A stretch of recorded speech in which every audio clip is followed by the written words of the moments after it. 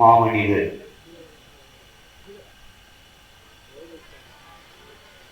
பாசறைப்பாளர்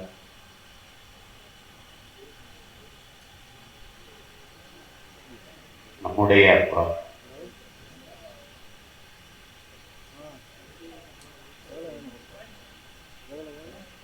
தேனிசை செல்லப்பா அவர்கள் பிள்ளைகள் நாம் புகழ் வணக்கத்தை செலுத்திக் கொண்டிருக்கிறோம்.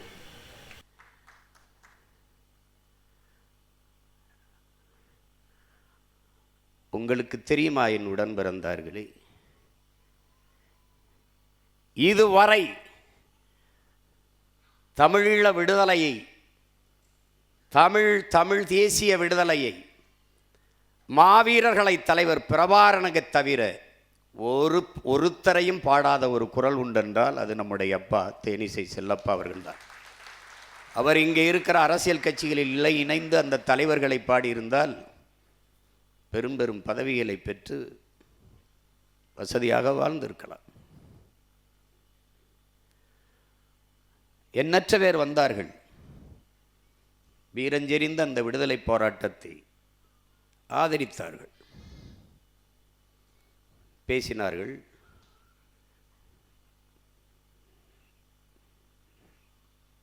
எல்லாம் செய்தார்கள்.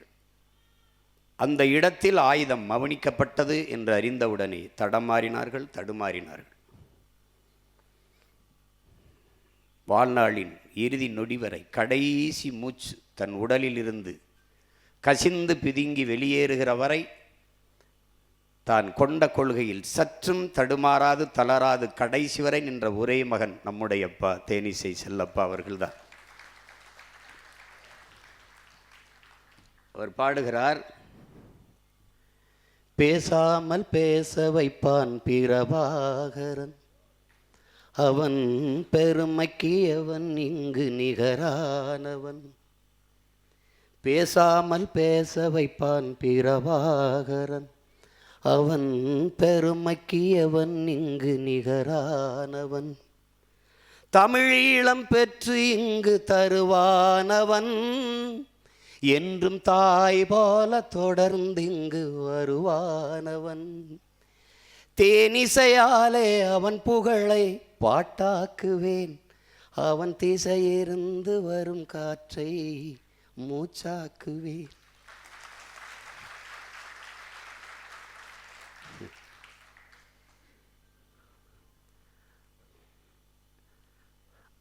அந்த தலைவன் இருந்த திசையிலிருந்து வந்த காற்றை மூச்சாக்கி வாழ்ந்த ஒரு மறவன், கொள்கை வீரன் நம்முடைய அப்பா தேனிசை செல்லப்பா. எத்தனையோ பேர் பாடியிருக்கிறார்கள், எல்லோருக்கும் ஒவ்வொரு விதமான குரல் வளம். ஆனால் இப்படி ஒரு ஈர்ப்பு மிகுந்த குரல் வளம் இந்த இனத்தில் எவனுக்கும் இருந்ததில்லை. பேரவருக்கு தேனிசை என்று வந்துவிட்டது. ஆனால் தமிழ் பேரினத்தின் எழுச்சி இசை என்றுதான் சொல்லியிருக்க வேண்டும். எங்களை போன்ற பிள்ளைகள் எல்லாம் இன்றைக்கு இருப்பவர்கள் மீது நமக்கு ஏன் வருத்தம் வரவில்லை என்றால், இந்த தடத்திற்கு வரவில்லை என்றால் நாமளும் அங்குதான் இருந்திருப்போம். அதுதான் யதார்த்த உண்மை. புழுக்களாக நெளிந்து கொண்டிருந்த எங்களை போன்ற பிள்ளைகளை எல்லாம் தன் பாக்களால் புலிகளாக மாற்றிய பெருமை நம்முடைய அப்பா தேனிசை செல்லப்பாவுக்கு உண்டு. நம்முடைய முன்னவன் நம்முடைய பாட்டன் பாரதி, அவனை தொடங்கி நம்முடைய தாத்தன் புரட்சி பாவலன், நம்முடைய தாத்தன் பாவலரேறு, இவருடைய பாக்கள் எல்லாம் தான் நம்மளை செதுக்கி ஒரு ஒளி போல இந்த தமிழ் தேசிய வீரர்களாக இந்த தளத்திலே நம்மளை வார்த்தெடுத்தது அவருடைய பாக்கள் தான். வலியோர் சிலர் எளியோ தம்மை வதையே புரிகுவதா, மகராசர்கள் உலகாளுதல் நிலையாம் எனும் நினைவா, உலகால உனதுதாய் மிகு உயிர்வாதை அடைகிறாள் உதவாதினி ஒரு தாமதம் உடனே விழித்தமிழா. இந்த குரல் தான் உலகத் தமிழினமே எண்ணிப்பார், நீ உறங்கினால் வரலாற்றில் யார் உன்னை மன்னிப்பார். அவன் பாவாக எழுதினான், அவன் பாடி எழுப்பினான். இந்த குரல்கள் தான் நம்மளை உசிப்பியது. என் போன்ற பிள்ளைகளை இழுத்து கொண்டு வந்து இந்த களத்திலே நிறுத்தியது இந்த குரல் தான். புண்பட்ட தமிழீழ தாயின் கருப்பையில் புலியாக கருவானவன், பொறுமையை கடந்து பகைவர் நடுங்க புலியாக உருவானவன், கண்பட்டு போகுமோ என்றிருந்த வையம் கருதும் புகழ் கொண்டவன், களம் பாடும் புலவர்கள் உளம் தொல்ல வரலாற்றில் பல நூறு களம் கண்டவன், பிரபாகரன் எங்கள் வழிகாட்டி, பிரபாகரன் எங்கள் வழிகாட்டி, தமிழர் தாய் மண்ணை காக்கின்றான் தமிழ் மானம் நிலைநாட்டி, பிரபாகரன் எங்கள் வழிகாட்டி, எங்கள் தலைவன் போன் இன்றைக்கும் நேற்றைக்கும் நாளைக்கும் எவனும் இல்லை, எரிமலை மூச்சுக்கும் எழும்புயல் வீச்சுக்கும் உலகினில் எதடா எல்லை, பொங்கி எழுந்தெங்கள் படைவீரர் களமாடினார், போர்பறை அதிரவா புலியேனி களம் வென்று தட்டடா தட்டு தோலை,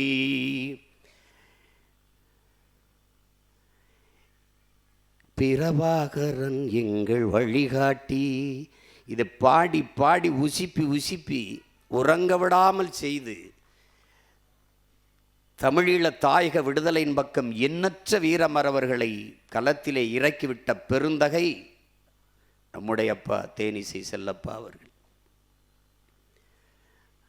தங்க மாலை கழுத்துகளை கொஞ்சம் நில்லுங்கள், நஞ்சு மாலை கழுத்துக்களை எண்ணி பாருங்கள். அந்த பாடலை உலக நாடுகளெங்கும் போய் பாடி இயக்கம் தொடங்கிய காலத்தில் அதற்கு நிதி சேகரிப்பில் தன் குரல் வளர்த்தால் நாடெங்கிலும் பாடி பாடி இதுபோல் அரங்குகளில் பாடுகிற போது எண்ணற்ற நம் பெற்றோர்கள், நம் தாய்மார்கள், நம் தங்கைகள், அக்காக்கள் கழுத்திலே இருந்த அந்த நகைகளை எல்லாம் கலட்டி அப்படியே வைத்துவிட்டு போனது. அதிலே அந்த பணத்தை எல்லாம் சேமித்து தலைவன் படைகட்டி போர் புரிய கொண்டு போய் கொடுத்த கொடை நம் அப்பாவுடைய குரலுக்கு உண்டு.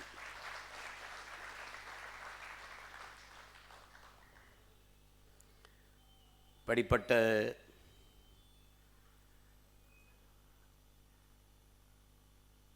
இன்றைக்கு இயக்கம் மாமனிதர் என்று அறிவித்திருக்கிறது.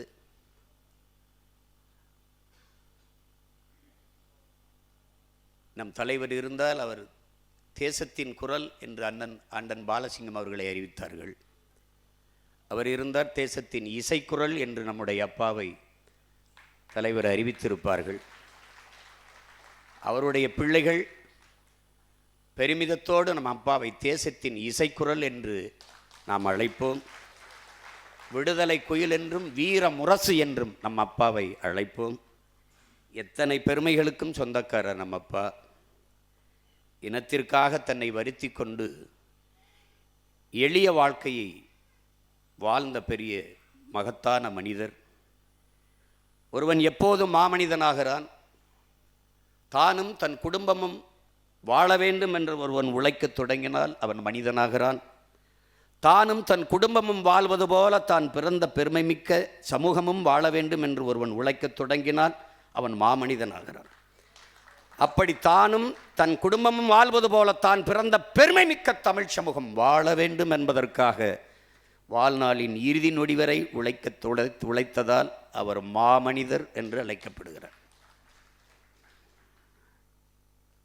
எத்தனை போற்றுதலுக்கும் உரிய பெருந்தகை நம்முடைய அப்பா. ஈழ விடுதலை களத்திலே எண்ணற்ற மாவீரர்கள் கருவி ஏந்தினார்கள், ஆயுதம் ஏந்தினார்கள். எண்ணற்ற வீரர்கள் உயிராயுதம் ஏந்தினார்கள். எண்ணற்ற வீரர்கள் அறிவாயுதம் ஏந்தினார்கள். நம் அப்பா குரலாயுதம் ஏந்தினார் என்பதை தமிழ் சமூகம் மறக்கக்கூடாது. நாம் வீழ்ந்துவிட்ட ஒரு தேசியனத்தின் பிள்ளைகளாக இருப்பதால் இந்த விழா ஒரு சின்ன அரங்கில் நடக்கிறது. மற்றவர்கள் அதிகாரத்தை அடைவதும் அடைய துடிப்பதும் வெவ்வேறு காரணங்களும் இருக்கலாம். ஆனால் நாம் வீழ்த்தப்பட்ட ஒரு தேசிய மக்கள், அழித்து ஒழிக்கப்பட்ட நம் தமிழ் மொழி மீட்சிக்கு, இன உரிமை மீட்புக்கு, அதன் பாதுகாப்புக்கு, இனத்திற்கென்று ஒரு அதிகாரம் கட்டமைக்கப்பட்டால்தான் நிலம் வளம், காடு மலை, கனிம வளம் எல்லாம் பாதுகாக்கப்படும். அதெல்லாம் கண் முன்னாடி பறிபோய் கொண்டிருக்கிறதை நாம் பார்க்கிறோம். தமிழ் என்றோ, தமிழர் என்றோ, தமிழ் இனம் என்றோ, தமிழர் நிலம் என்றோ, தமிழர் வரலாறு என்றோ, தமிழர் இலக்கியம் என்றோ, தமிழரின் தொன்மம் என்றோ, வழிபாடு என்றோ, தமிழர் அடையாளங்கள் என்றோ பேசுவதற்கு எவரும் இல்லை. பேசாதவர்களிட்டே ஆட்சியும் அதிகாரமும். இந்த நிலையில் புதிதொன்றுமில்லை நமக்கு. இது முயன்று முடியாது போனது முன்னவர்கள் நமக்கு பாடமாக நிற்கிறார்கள்.